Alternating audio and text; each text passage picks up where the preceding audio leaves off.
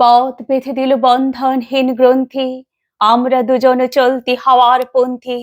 রঙিন নিমেষ ধুলার দুলাল, পরাণে ছড়ায় আবির গুলাল। ওড়না ওড়ায় বর্ষার মেঘে, দিগঙ্গনার নৃত্য।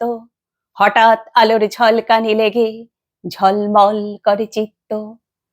নাই আমাদের কনক চাপার কুঞ্জ, বনবিথিকায় কীর্ণ বকুল পুঞ্জ।